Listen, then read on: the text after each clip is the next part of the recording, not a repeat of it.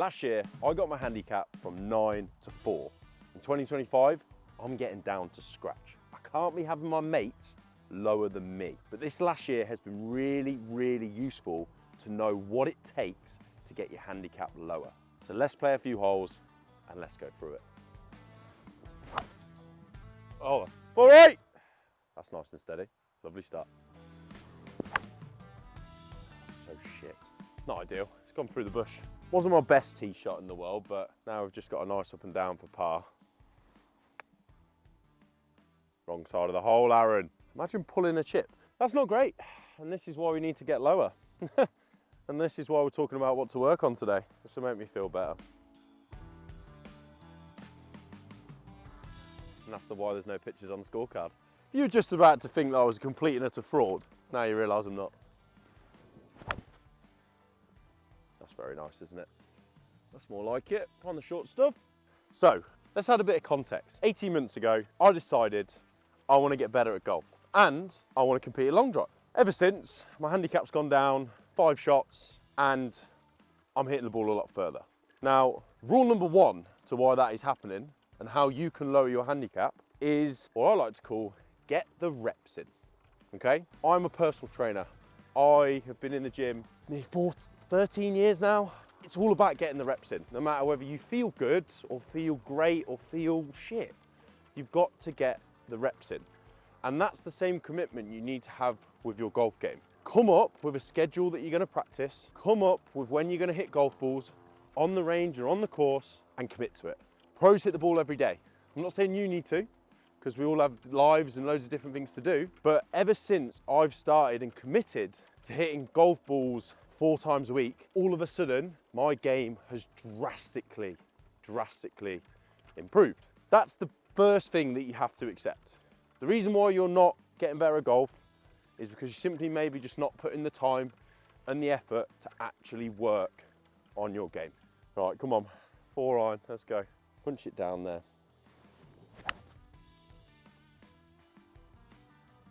Fuck off, mate. Fuck golf. Not bad, is it? That was a big pull. That was not a good putt. All right! Oh, that's an interesting one. Oh, that's going to be so right. Should be up the fairway. I mean, I was meant to hit it with the wind, but went with the wind just a little bit too much. So the next stage is making sure that you're not getting shit reps or bad reps. And that means you need to make sure you've got yourself a golf coach. If the best players on earth have golf coaches, what makes you think that you don't need one? It was my biggest error. Ever since I've had a golf coach in the last 18 months, Lee Cox down at the Shire, honestly, been a game changer. For my overall game, for long drive, which he's massively tailored towards, but just getting the basics right and the changes I make with my swing every time, I just feel better and better and feel like I'm getting closer and closer to being a better golfer. And so many people go to the range, hitting ball after ball, just practicing bad habits. You always need, in my opinion, something you should be working on whenever you go into the range. And that's where if you get into that routine of hitting regular golf balls, getting the reps in, you're just gonna see huge gains in such a short, small pace of time. And no, you don't need lessons every week. I literally have one once a month. You don't even have to have one once a month. But I feel like every month is a good way of giving yourself time to actually go and practice the things that they ask you to do. You know, if you're having one every week, how are you actually going to get time to even just instill them new habits that they want in your golf swing? So get yourself a coach, genuinely a game changer, and it's going to already get you in the right direction. Plus, invest in you, invest in the game, invest in your swing. It's a little pulley, but it'll be in the middle. It's all right. Go! Oh, just didn't roll, did it?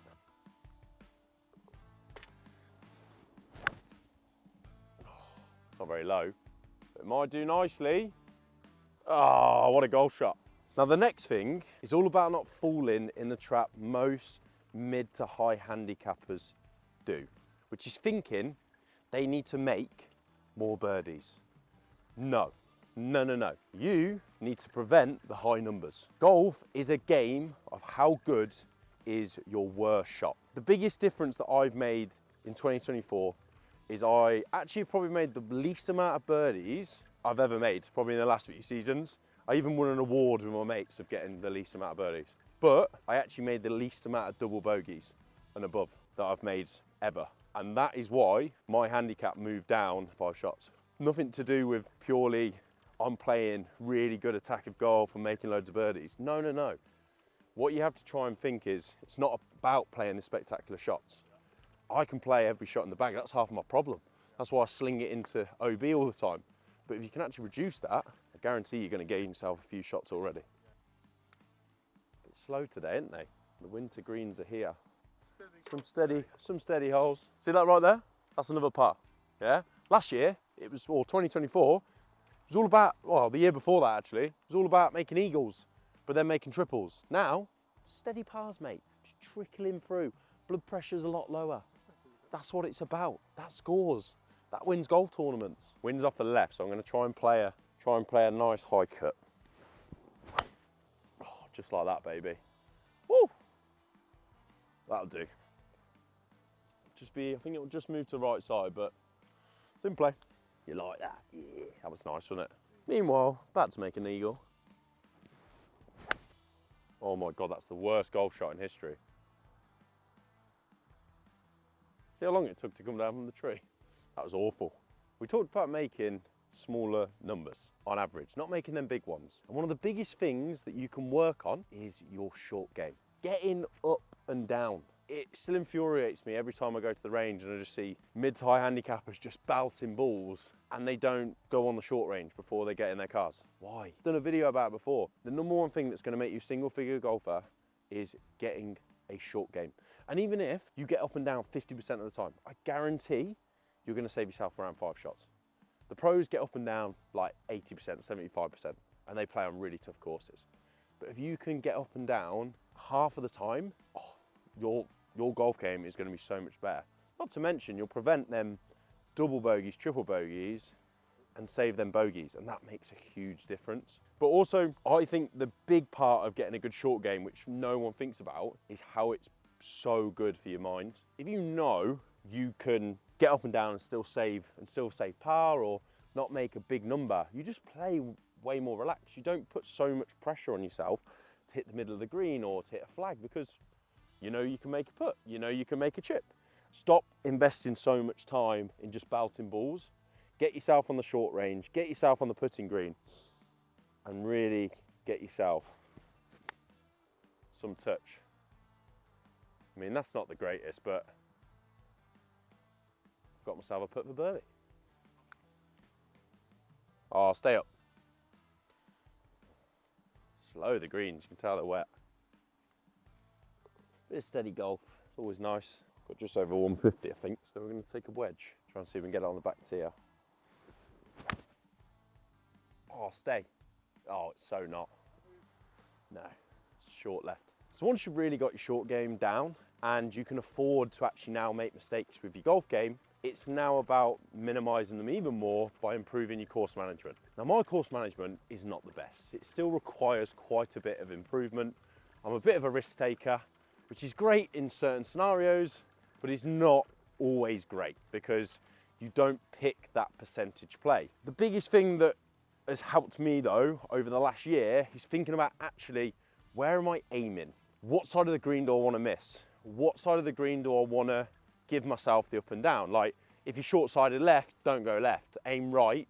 And if you get a little bit of a drawback, great. But if you don't, you know you can get up and down there. It's thinking like this that changes the game. And the pros are just so great at it. Obviously, they've got their caddy walking around the golf course for like 6 fucking hours, you know, talking about, whoa, we went for a slide there.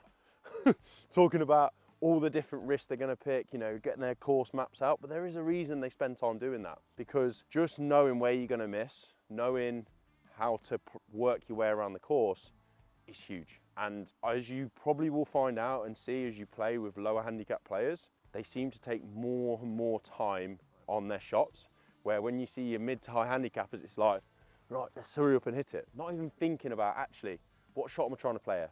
Where do I want to miss it? How do I want to play it? What's the best shot for this? As soon as you start thinking like that, taking a bit more time and your course management improves, your game's going to improve a lot too. Seems so simple, but just like fitness, like any sport, if you just get the basics do the basics well and consistent, you'll be amazed how much you'll improve. Oh, the weather in the UK is just so good. Right, come on, here we go. Just plop it on there, 60 in hand, or just duff it. You know I talked about how important short game is? Yeah, don't do that.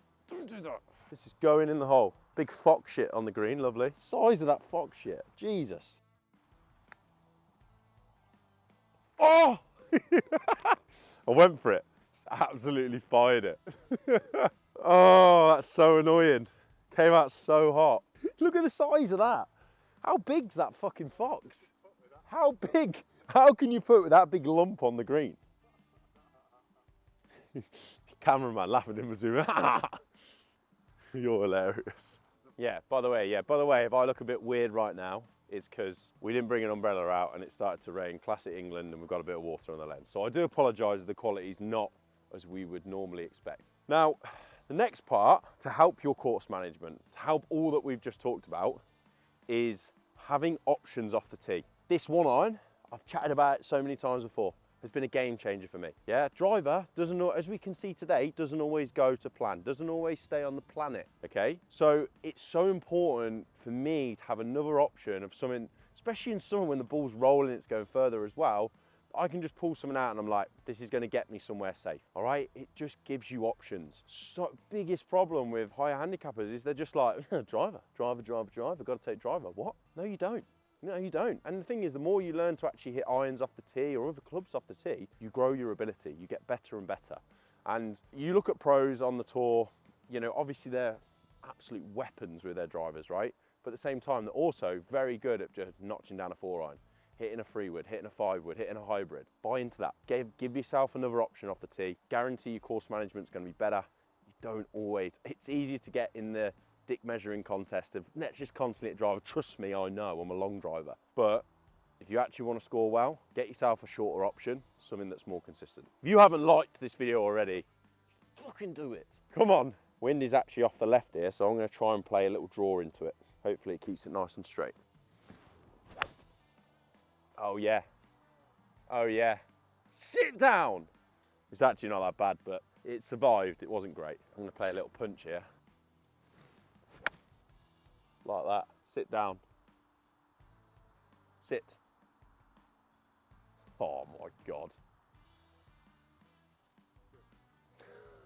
Play the guitar. That was so sexy, wasn't it? So now, my final piece of advice is not actually about, again, one of the things that everyone thinks about, how you hit your irons, how are you hitting your driver. It's actually about your mental game. It's about building your confidence and learning to control your nerves. That will always come from repetition. That will always come from getting yourself out on the course regularly, getting a scorecard in your hand, playing in competitions, learning to be positive, learning to control your breathing, learning to move smoothly around the course, learning to take your time, like, other than obviously, you know, do not hold up everyone on the golf course. You're not that amazing, but just building that confidence. And it will come from all the things that I've just stated, but get yourself out there, get yourself under pressure, play competitions with your friends, play matches all the time. And yeah, you'll find that you'll just improve from doing that. And that will tie everything together. Tell you what, can't wait for you to comment on this video about how you've dropped 5 shots at least, because it's 100% about to happen. Finish with a nice little birdie. Oh, just a little bit low. So, look, I hope you found that video useful. Thank you for coming around a few holes with me. And let's get that handicap low, baby. Yeah. On to the next.